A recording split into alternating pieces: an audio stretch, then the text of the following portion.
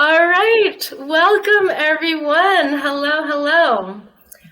Welcome to our podcast on conscious creative culture, a series dedicated to expanding the cultural narrative on art, design, and culture that has been created to heal and expand our humanity.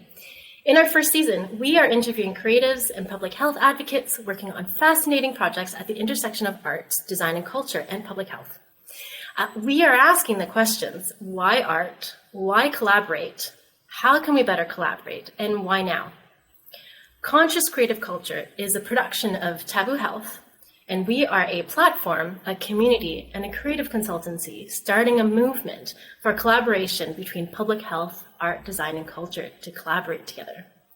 Since 2017, our mission has been to use art and culture as a means of educating, increasing accessibility, and fostering discussions regarding all aspects of human health and well-being at a collective level, or as we like to say, to make healing trend. I'm your host, Maria Cheung, joined by my co-host, Rio Sousa. We are your public health nerds and your cultural connoisseurs. Today, we are joined by our special guest, Connie Wang. Connie Wang is an award-winning actress, producer with over 20 films and TV credits. She has received 7 screen nominations, including the Canadian Screen Award for Best Lead Performance. She's won Best Lead Actress at the Apulia Web Festival for her role in Tokens, which we'll all hear about more in a bit. Connie is passionate about health and wellness and practices mindfulness and plant-based eating. She has completed a series called Wonder Womb that is designed to help women know themselves authentically so they can experience holistic healing and be empowered to live their best life. Connie, thank you so much for taking the time to join us. We are excited to have the chance to learn more about your journey, your past and present projects, and to dive right into all of that. So I'll hand it over to Rio. Awesome. So, Connie, thank you so much. And as Maria mentioned, I know that you've been a part of a series called Tokens. Could you just tell us a bit about the series and, what is it about? What was your role? Yeah, so thanks for having me. It's great to be here. Tokens is a web series. It's a comedy. And it's about like this background agency that hires all these diverse actors to send them out to fill the quota for big productions. And then you just find these actors in these agencies. It's not a background agency. It's just like an agency of like with a roster of actors just to fill quota. And it's just silliness. At the end of the day, just run into all sorts of silly things. That also really does reflect the industry in a way. So, that's Tokens. It's like the Uber for actors. I was just going to say, I remember seeing that in the line. I was like, I laughed out loud. I'm like, that's so great. Yeah. Oh my gosh, I know. Wow. Okay. So how did you, to take it right back, how did you get into acting? What drew your interest? And specifically, what about comedic acting? Because as you mentioned, I know Tokens, the silliness, what kind of drew you to that style of acting? So I've always been a performer, like since I was like a baby. So that was just innately there.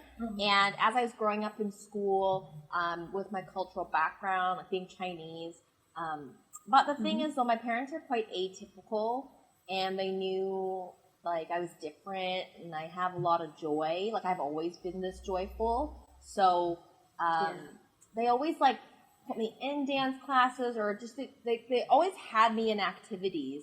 And then when it came down to like, when you're in high school, you're like making that like decision. Like it was really much like, kind of go do something safe. Like don't do the arts. And I just found it very conflicting because I was like, why would you put me in all these things and now tell me I can't? Oh my gosh. Hear you is all I have to say. I'm like, this does not work. Like I was brought up one way. Now it's all of a sudden like, you gotta steer the other way. Anyway, I made an agreement with my, and it doesn't make sense. So I made an agreement with my mom though, and I said, okay, listen, if I go to theater school, she's like, just get a minor or a double major So you have like a science or something to fall back on. And I was like, okay, fine. Right. So I applied to theater school. I didn't get into Ryerson. I think that was the only one that I really applied for. And then I auditioned for the St. George campus at U of T in my first year, and I didn't get in. So then I just did my first year, like the acting program, because it's all second year anyway. And first years do get in, but I didn't get in. So then I just took that year to also, I also grew up in Windsor, so I was like fresh into the city of Toronto. So it was nice to have that year undeclared, to be honest. And then I applied for my actual major in second year, and I got in, and I completed theater school. And I also, I'm a drama specialist with a minor in psychology. So I still made psychology work. But like, honestly, do we have time for a story? Go for it. Okay, great. Of course. Like, I fully was like, I'm going to double major in drama and psychology. And then I get into second year psychology, and it just shifts. Like, I can't, like, my brain actually I couldn't get my brain to do statistics or the sciences at that level. Like, I was able to fake it really well in high school, and I was like getting 90s across the board. But like the second I got into university, I'm like, this is some high level, like, for me anyway, like thinking. And I was like, I can't do this. I don't have the will to get myself to this. And then I remember, like, in second year, I took like sensation and perception was like a fully like science like course, and I got a. I've taken that. Really... And I knew I was like, this is gonna be bad, because I took my exam and I was like, thank God I went and talked to the course, like the professor, because I was like, yo, listen. I emailed her after. I was like, listen, I don't think I passed, and I never fail, so please pass me, and I promise you I'll never take a psych class again. So then I get my report card or whatever it's called, I forget, and then I got a 55. And that's the lowest mark I've ever gotten. And I was like, I knew it. Thank God I asked. Otherwise, I would have failed. But then from then on, I was like, I cannot go forward doing something that I'm not meant to do. You know? So I was like, hey, you know what? I'm just going to minor this out. So throughout, like, school, like the school year, I took all my acting classes and, like, the academic classes, the artsy-fartsy ones that go along with it. And summer schooled out, you know, the minor. So very smart. That's what people I want to share, because like now I'm proud. I'm like, I did that. I still was my word. I changed it a little bit halfway there to survive. Honestly, I get you, Connie. I will even tell my audience right now that I struggled. I did like pre-med anatomy and cell biology. All of my colleagues were clear that they were going to be a clinician of some sort. I struggled. And like my highest mark was actually an English lit course. So I was like, oh my God, I can write and have a skill. That's how I ended up in policy. That's why I'm in policy, which is actually both an art and a science. So all that just to say, I felt like I was failing my Asian genes by not being scientific enough. So, and then, I can so get that. And it's just like, I just can't. I literally was like, I threw in the towel. I was like, Mom, I can't fake it anymore. I am an actress. Damn it. Yes, do that. I mean, one of the major reasons for another episode, one of the major reasons that I started Taboo Health was because I always had this draw to culture and arts. And no matter what I was doing, wherever I was in the world, I always ended up keeping up some sort of like painting or dance class or going to arts and like galleries and museums. Like I was finding my source of energy from that. And I was constantly observing it. So, you know, this is my outlet. This is literally my two worlds, bringing it together, hopefully for others to kind of be able to bridge that too. And I think that goes along so well with the whole, like you said, the whole point of Taboo Health. And so my background is also in theater and acting and medicine and in healthcare. And it's always been kind of what both of you have expressed. It's been a tricky line to walk, and I feel like I have so many friends who are also in similar boats because I went to U of T as well, and I am so in my case, I'm drawn to both worlds, and it's, especially with Taboo now, realizing that intersection is such there's so much more to it than I think is actually publicized and that's known. Art and science seem like very, very separate things. Meanwhile, there's so much overlap between them, and there are so many careers that actually allow you to pursue, like Maria, what you were saying about public health and writing. And that's a huge, I think one of my big interests right now is communicating healthcare, whether that's through writing. And recently I was looking into medical illustration, and you mentioned, Maria, like the drawing and painting, and I think that's, anyway, so many interesting career paths. So anybody who likes the science, maybe isn't as strong at the academic side, but is still super interested in it, there's so many ways, and which we'll get into at this podcast, to actually, communication is so essential to healthcare. And anyways, there's so many avenues to pursue that isn't just stats and biology and anatomy. And honestly, one of my wishes, one of the intentions of this podcast is really to enlighten people in what's possible when people actually bring these two worlds together. And we'll hear more about even Connie's projects. You know, you're coming back to your, even science roots in, your podcast that we're going to hear about soon. So. All right. We had a bit more to ask about, actually, around tokens and the themes in tokens. Yes. So as you mentioned on tokens, obviously it explores a lot of ethnic representation, and you mentioned how it actually is like in the industry, and a lot of shows, thankfully, and finally, have been having more inclusive and representative casts. There's like Bridgerton has been really popular, and especially, but both their seasons have had different actors from different ethnic backgrounds also be prominent characters. Everything Everywhere All at Once, the film that was recently released in the past few months, Schitt's Creek, Turning Red. There are so many examples of different forms of media, TV shows and films that are really finally having more diverse casts. And we just wanted to know, what are your thoughts on that, and what have your experiences been working on this show, Tokens, compared to maybe other projects when you're actually in an environment with a super diverse cast? What have your experiences been?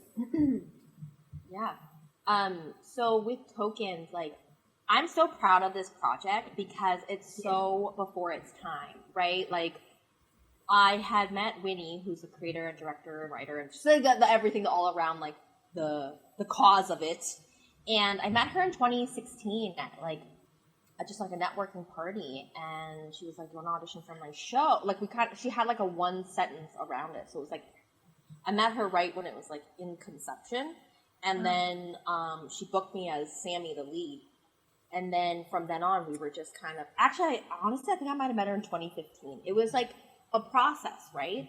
And then we got funding for it, and then I remember reading the scripts, and I was like, this is so accurate. Like, it's funny. It's great that we use comedy too, right? Because it doesn't hit as hard. Like, when you're trying to have a message like that, on racism, it can be quite heavy and lot to take in. So that's why I think comedy is great, because it makes it light, but then also kind of hits home as well, and it creates an opening for consideration, and really, you win people over with laughs, I find, right? Like, when people are funny, you tend to, or when something's funny, you're like, and you're more open to receiving that. So that's just what I want to say around comedy and why it's so great as a way of educating, I would say, or getting a message out there, or influencing, or planting a seed in someone's brain. And so that's my experience with Tokens. And then after that, I've been on The Boys. I've been in Hallmark TV movies, and there is a difference for sure. Just the energy, where people come from, perspectives, and it's been a really great learning experience for me as an artist, because what I've really learned is, especially through this transition into having diversity and inclusion, that sort of conversation, is me letting go of my attachment of being a BIPOC actress. I really had it that you know, I'm this Chinese actress or I'm this BIPOC actress. And that was actually stopping me from actually being a lead actress just because I'm Connie Wang, right? Like not having to do with my ethnicity. And I think that in itself is so freeing for me, and I can't wait to see where my career goes, because now I'm not the one capping myself being like, I gotta be the only Asian girl, or I gotta be this person because of based on what I look like and where I come from. So that's just something personally that I've discovered over the years being on all these different sets, and learning how to be a collaborator and a creator with everybody. So there's that. And then also the difference. So then, yeah, when I am on the set and it is like, you know, like a more heavy white set, and we just finished filming season 2, like in the fall. I guess it's not just, it's actually a while ago, but it feels like it was the other day. There's like a familiarity, I would say, like a level of, similarity. It feels more, that there's less distance, maybe, between me and like other people and, you know, the crew. I think what's really great about Tokens is that on the cast is very diverse, but also like the crew. Like that's what people don't see is like typically when I'm on like these bigger budget sets, it's like real white. Like the cast can be like diverse, but then it's like the hundreds of people involved. It's like very not even in like the distribution of work that way and what people look like. So that's something that I've noticed.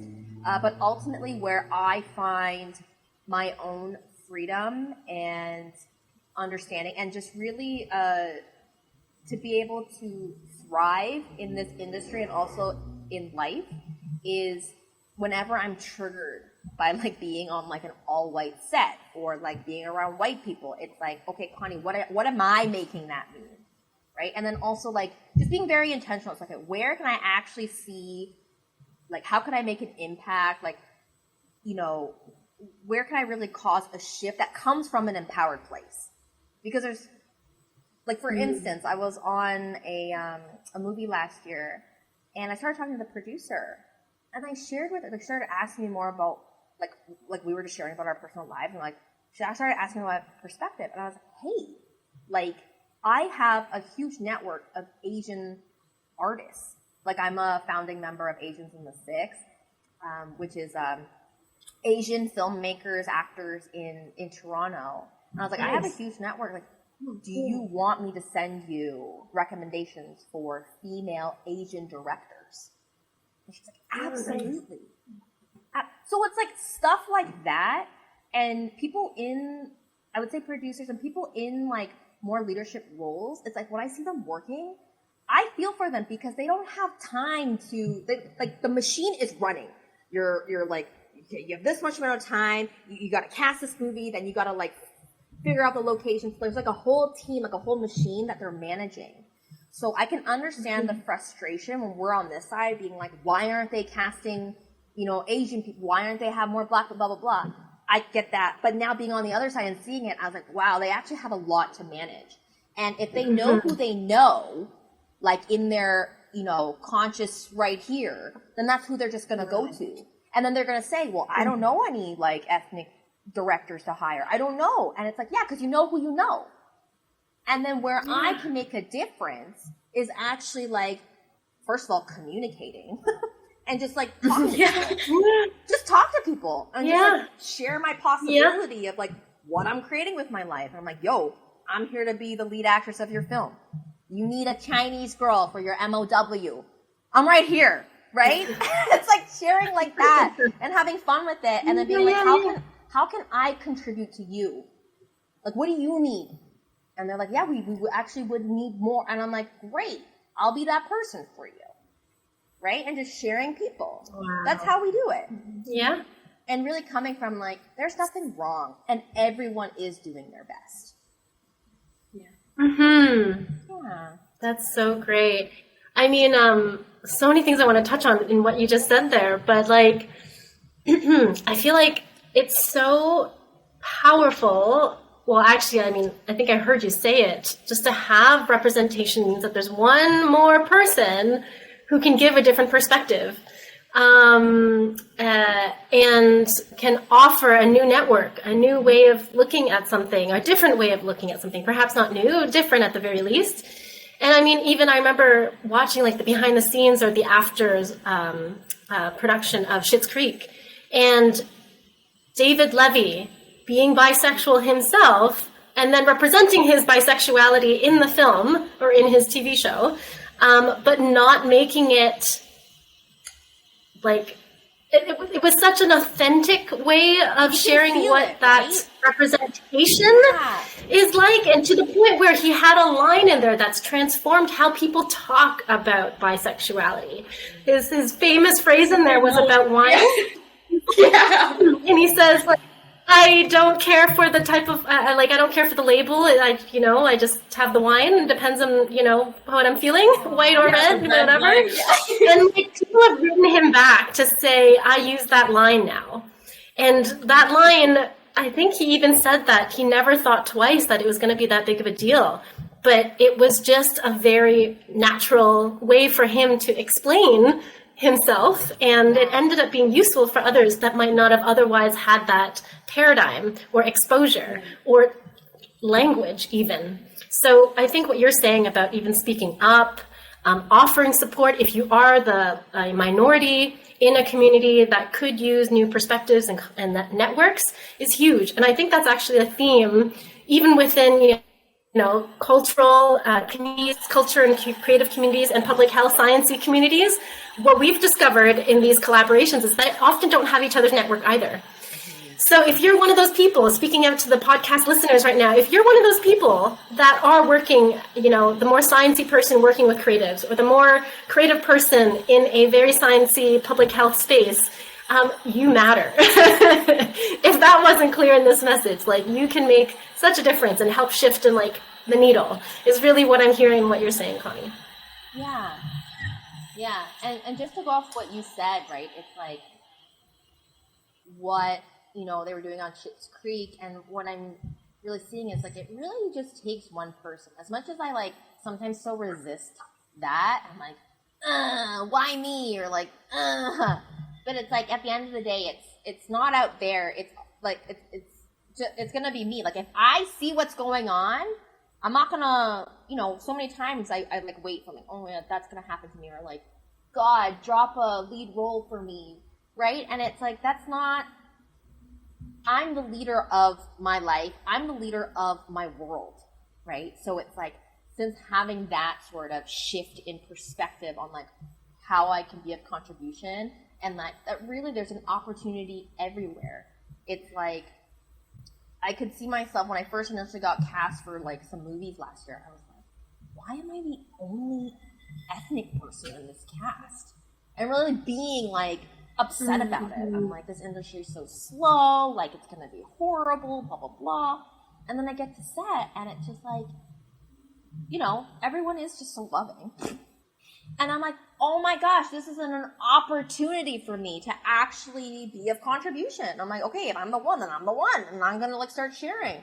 And be this and this, how about this, what about that? Let's talk to the producers. How are you going to get some more, job opportunities for some other people here? I mean, you literally were on set where you were the only one, and then you got casted into a production focused on increasing representation. You could not be placed more in a space where your heart might have, subconsciously, created, for you to make an impact in that space.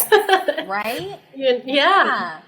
So it's stuff like that. It's with the industry, I really have it that I'm the one, and every single person is the one, because we all have something to offer, and it just doesn't work to have it that other people are going to do it for you, or that have other people do it so that you feel accepted. It's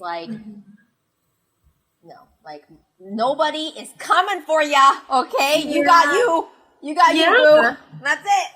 I mean, this is so perfect. I think public health, we create a lot of programming, And in the creative process of these programs, and even research projects that I've been a part of, their representation, they're aiming to have more patient representation of the community that the service is being developed for.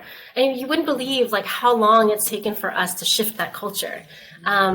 We were designing services, in our ivory towers for some time before we actually ended up bringing the end users of our services in for that design process, thinking that we would understand completely what they need and only validate once the product is or service is, almost done.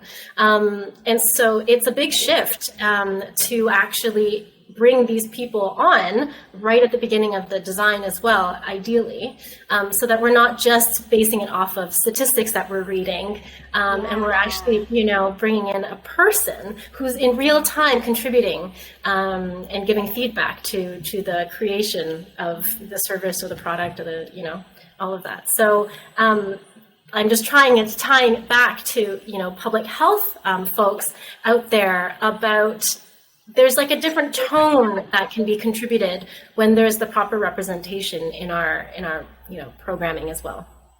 Yeah, it's true. In culture, it's no less important than that. In fact, it can shift literally how safe people feel in their day-to-day, and give them even tools subconsciously that they're now adopting to use to help them represent themselves better and advocate better for themselves. And so kudos to you, Connie, for being in a space where you get to contribute to that and be that authentic voice in these communities.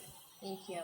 And I got that not everyone is like me, right? I am and I get what you're saying. It's it is, I have done a lot of personal development work, and I make sure that, I always equipped with the proper tools so that when I go on set, I have a coach. I actually have a coach that I will call. If I'm in my crazy thoughts, I will call. It's not an acting coach. It's a coach to get me help me get clear, right? To be empowered.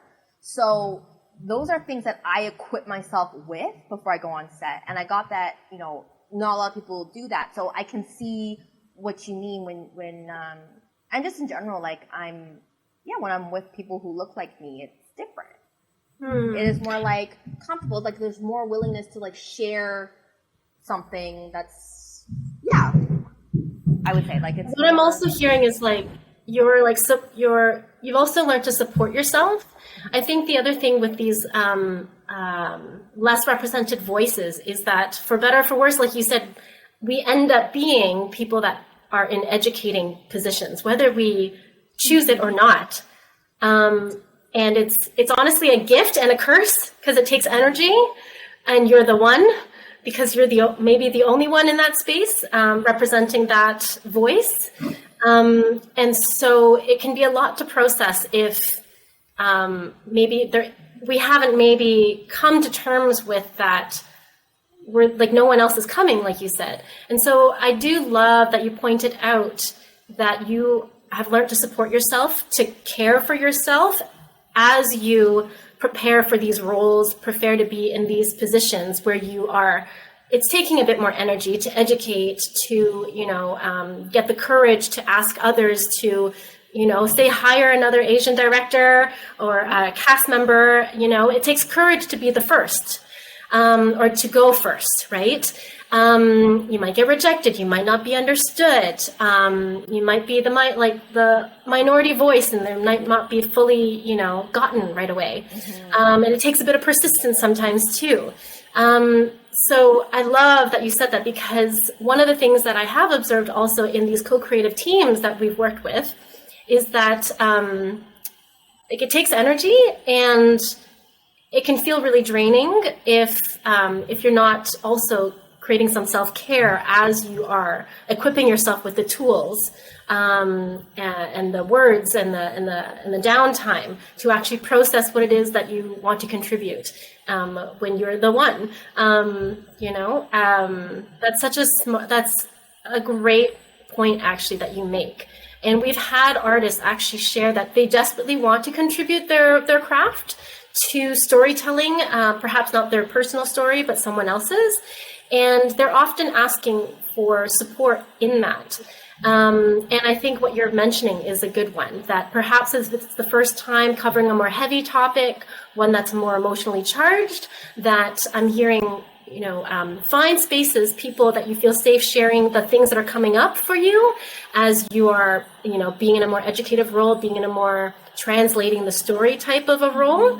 If you notice that, if there's like it's taking something to find community or people that you can support yourself with in that process too. That is such a great message that I don't think actually is shared enough. Yeah. Moving along, just for time here, we're going to switch gears a bit to Wonder Room, your podcast. Can you tell us a bit about that? And what are your goals for Wonder Room? What is that about? Yep.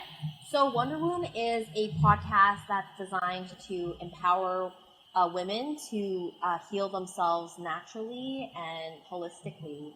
And the first season, so my co-host is Nadia Rosamond, and I'm the guest for the season, and I share about my journey with polycystic ovarian syndrome. So it's to get cysts on your ovaries. It's called PCOS, and I was diagnosed when I was in U of T. Like I was really stressed out, really hustling, and my period started like going, like they were like missing. They like wouldn't come, and then I had like terrible like cystic acne. And, so then I was diagnosed with it and they didn't know what to do. But like the Western medicine, they just said, go on the pill until you want to get pregnant. And I was like, okay, so, and then when the age came where I was like, I'm like 27 now, like maybe this isn't a good idea. Like, what am I going to be? What's my body going to be like when I actually get off the pill? So, I just share fully, like it's an 8-episode season, and I just go through everything authentically and vulnerably. Like I have nothing to hide, like open book over here, in case you haven't noticed already. I'm happy to share all the details. And but what was really great was along the way, I had like a spiritual awakening when I was 24 and started meditating, and I was just starting to like really follow my intuition and be with my intuition a lot. So then I just became a heavy meditator, and then I could just feel already like my mind and my body and everything just like purifying and transforming. And then I became vegan, but I didn't mean to. It was also the result of meditation. That's really something that people don't know. Like, I didn't choose to be vegan or plant-based. I was just like, this was just what happened. And then from there, I actually like manifested this plant-based doctor in 2018. And since with him, like the last 4 years, he was the first doctor who said, we're going to heal your PCOS with your food. And you're only going to eat plants. And we're going to put you on a plant-based diet. And it was very rigorous. It was very like, there's a lot of integrity. Totally, like when integrity's out with like you have a little bit of dairy, it can like mess with things. So we were under like a plan for like 2 years, and during the pandemic, my period went away for 6 months. So then we had to like rejig things, rethink things, and then after that, early 2021, like everything was regular. My blood work came out really great. Like my hormones were like balanced, and he's like, you know what? Like, you did it. You're good to go.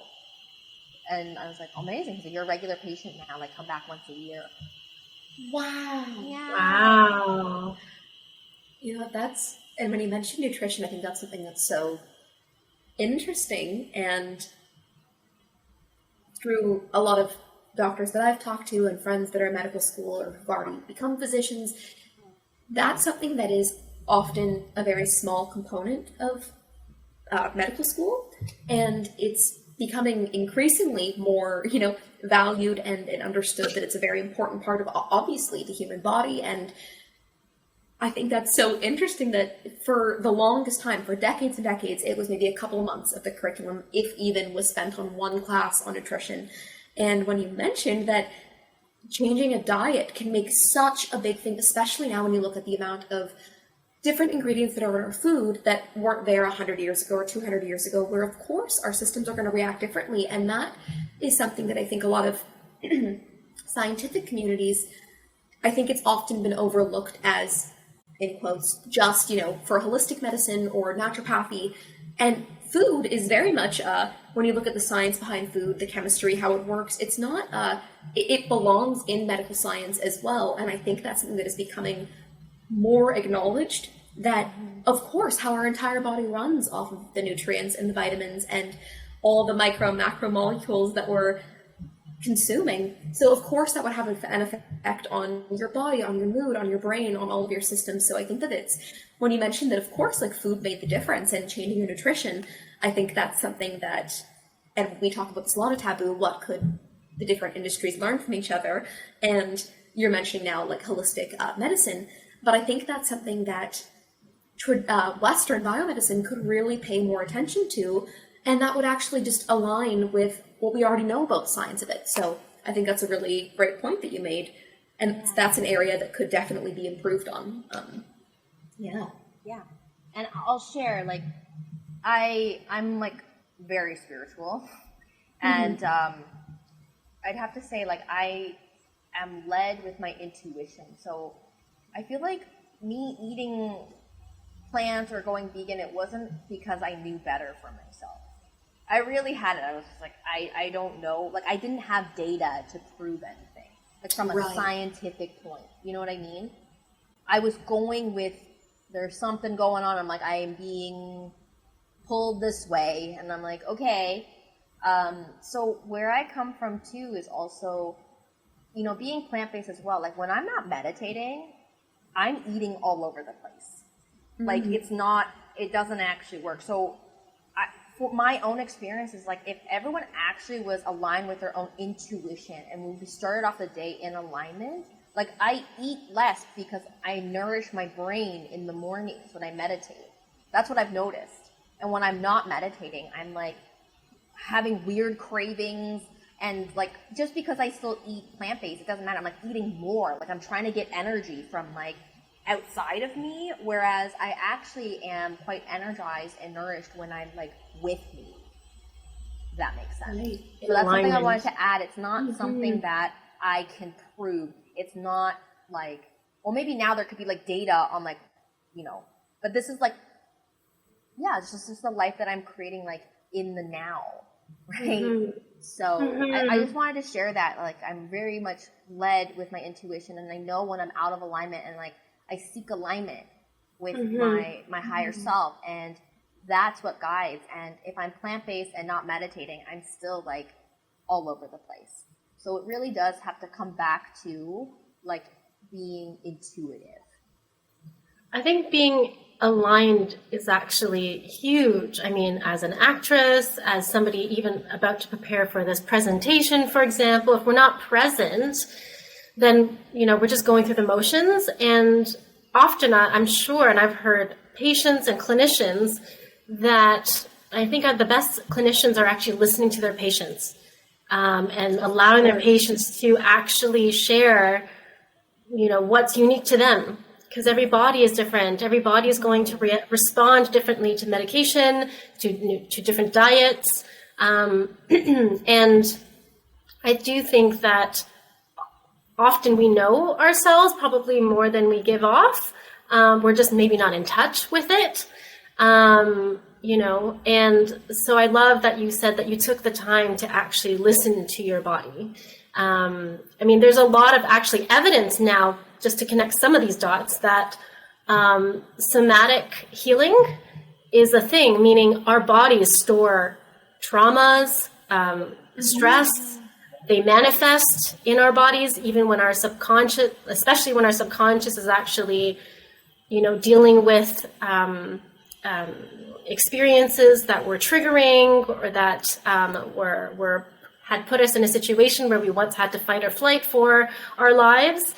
And that gets stored in our bodies. And so, now we know that actually Somatic healing requires us to actually be in tune with our bodies, to move.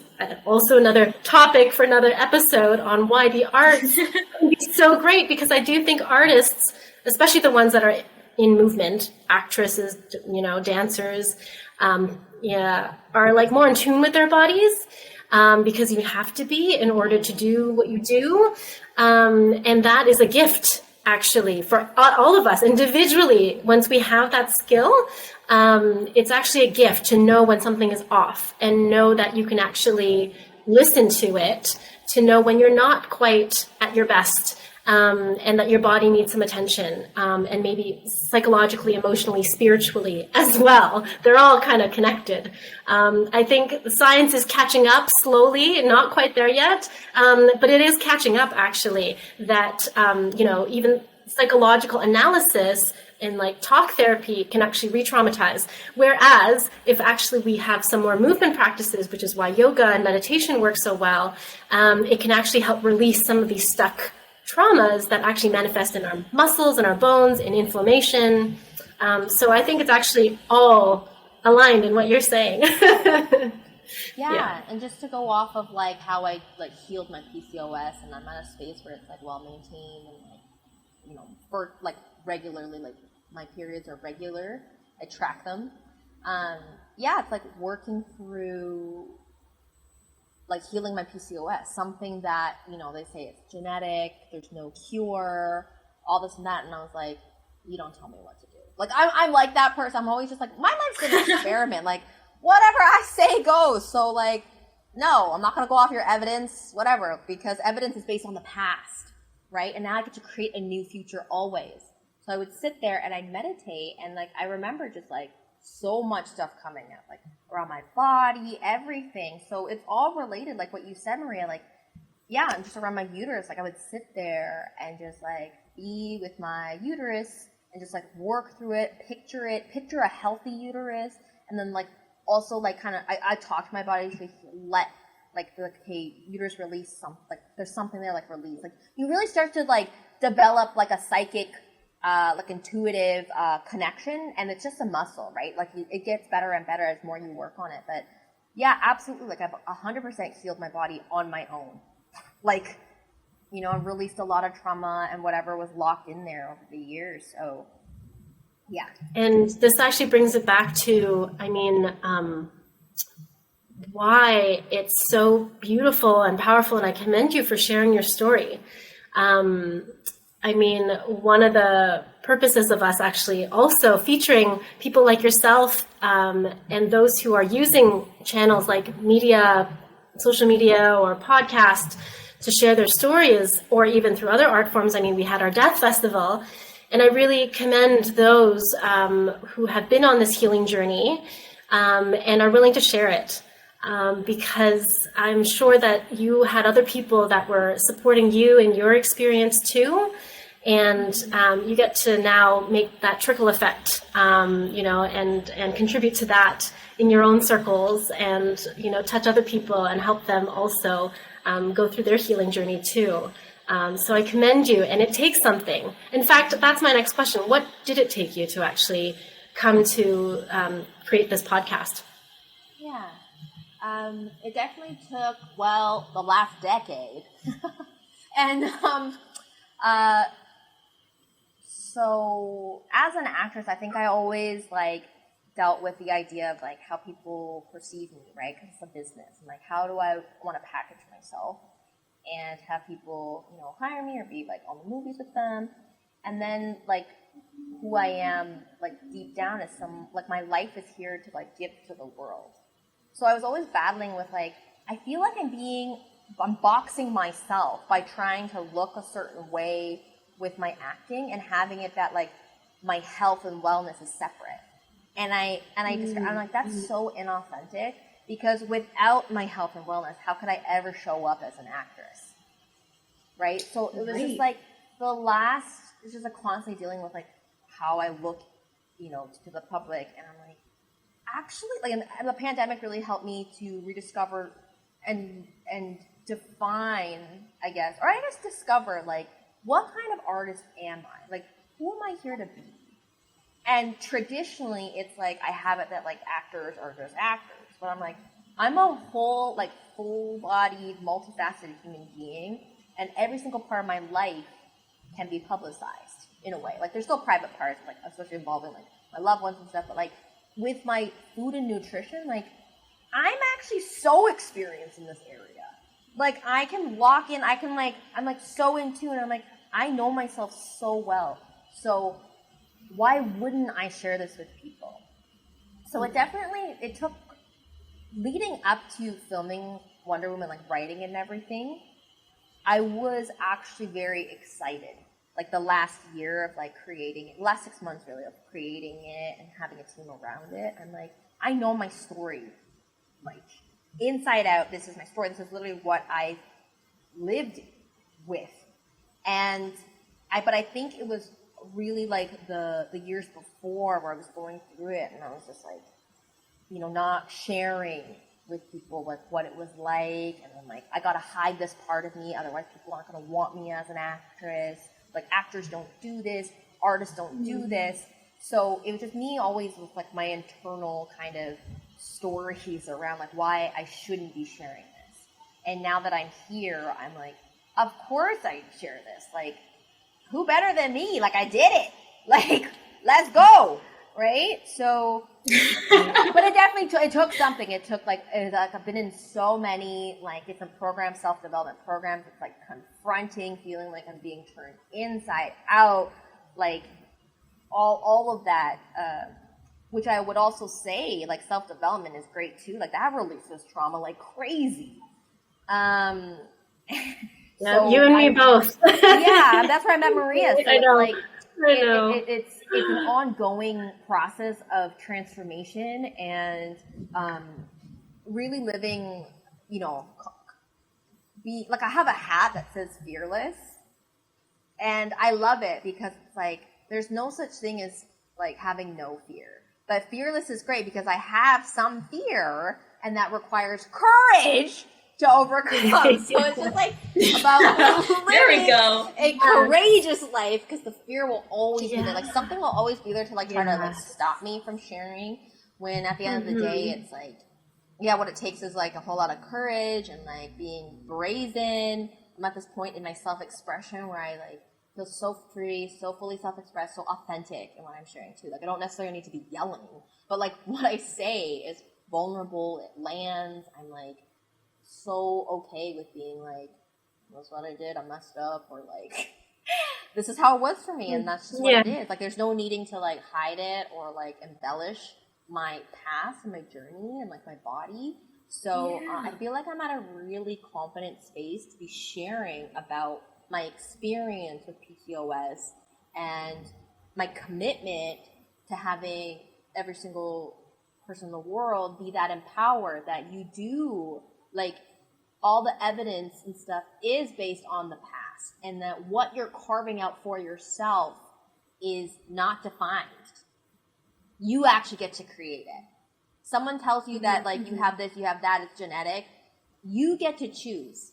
And I know it's not as easy, or, like, I don't know. I'm starting to, like, compare, like, my situation with others, and everyone has, like, a different situation, but at the end of the day, we're all humans, and we're creators, and we're very powerful creators. And what I know, what I've created with my own life, is that I have the power to create anything in this moment right now, and I get to change the trajectory of anything, like, right now, if I so choose. So, yeah, that's the kind of artist that I am now. Like, that whole, like, everything artist. Like, I'm here to share. Like, yes. I love that. That takes something. No, really.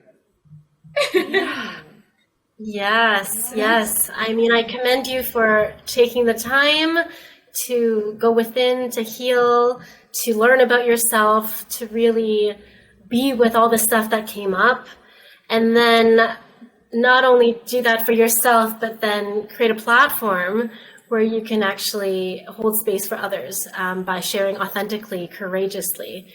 That takes something. And I believe that if everybody did a little bit of that and had nothing to be ashamed of and was willing to share their authentic stories, even the painful ones that we think we're going to be judged for, the ones that we're embarrassed by, we'd all be giving a little bit of micro healing to our communities. It would all feel, I think Rio just said, like you feel a little lighter knowing that someone else has also gone through that. They might just be 2 steps ahead of you on that journey, and they might just give you that like one little tip that would make the biggest difference for you right now or for someone else right now, right?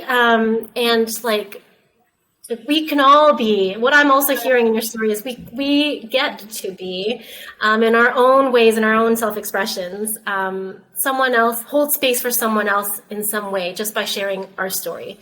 And to me, that is public health, actually. It can be, right? Yeah.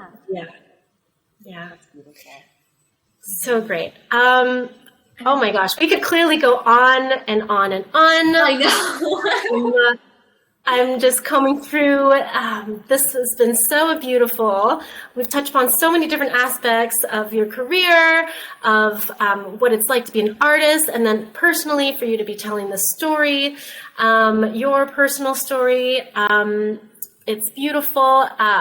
Again, I think it's going to be so beautiful and powerful, the platform that you're creating for yourself and your community through your podcast. And just thank you for that. We're going to go into our favorite part of all of these episodes now. We have our favorite little quick rounds of questions so that our audience can get to know you a little bit more, even outside of these projects. And I'll let Rio take that away. Okay, so for our little rapid fire questions, this is kind of a classic, but if you could have dinner with any celebrity or historical figure, past or present, who would it be? Okay, so it would be Oprah. 100%. Oprah! Yeah. That's an amazing answer. Yeah. A queen. Oh my Yes. god, and like, after talking to you, I'm like, you and Oprah would just be talking all night. Like, she's literally everything. I'm like, me So too. great, yeah. Yeah. God, Yeah, I'd love yeah. for you and Oprah to have a little podcast together. I'd listen into that. And you and her both. I can just imagine you and her both would be like, gifts for you, winning for you, books. Exactly. Super Soul Sunday. So true. I love Oh. it. I love it. Oh my gosh. Okay, then this is kind of similar, but if you could wave a magic wand to collaborate with anyone on a topic or production that would make your day, who would it be? It would be It could be Justin Oprah again. Baldoni. Justin Baldoni. He's on Jane the Virgin. I've been like, I found out he was a Baha'i faith, and I'm like, yo, this guy is my jam. And he created that podcast around like He has man enough. exactly. And I'm like, I've been following him since Jane the Virgin, and I'm like, I cannot wait to work with him. And I feel like he's really Let's there. put that out there. Yeah. I know. I like how you said it. Yeah. Can't wait to work with him. Like, you will. 100%. In all ways, right? Like he's writing a amazing. book, he has a podcast, like he speaks, like he acts, he's the CEO of this like production company. I'm like, yeah, and I'm like, yeah, that's me too, right? So I love where he comes from. Yeah. Love it. Love it. Love it. Let's put it out in the universe. You never know. The world is much smaller than we know. think. Oh, 100%. It's already done. Yeah. Oh my gosh. Okay, next question.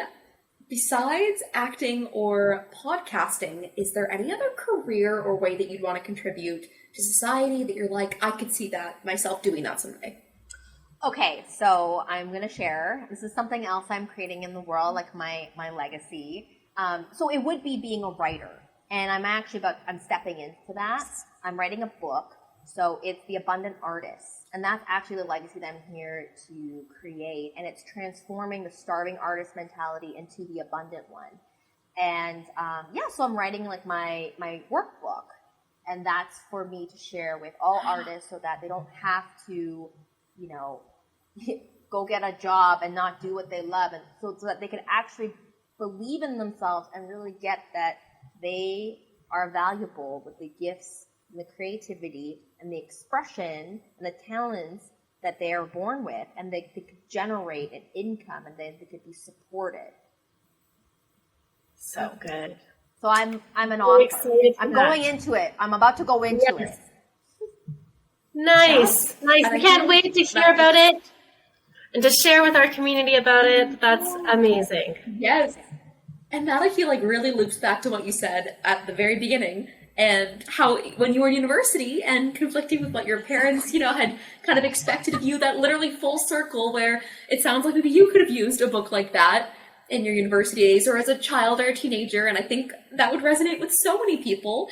And especially for a career like acting, I feel like you either hear from, friends who are like kind of dabbling in acting, what they're doing, or you hear interviews from these like huge A-list celebrities, but they're never like a pathway to how they got there. You hear their success stories and one day they were waiting tables, the next they're like winning an Oscar and you're like, okay, well, where's the in-between?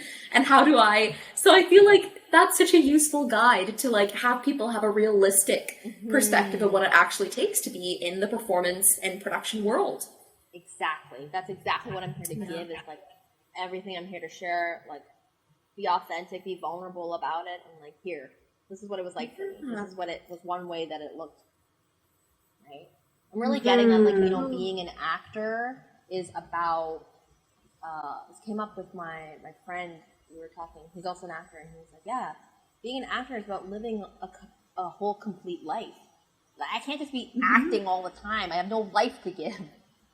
Like, there's no, no such as like, right. Yeah, you gotta be living. Like, that's what I'm understanding about my career. Because sometimes I'm like, why don't I have a job?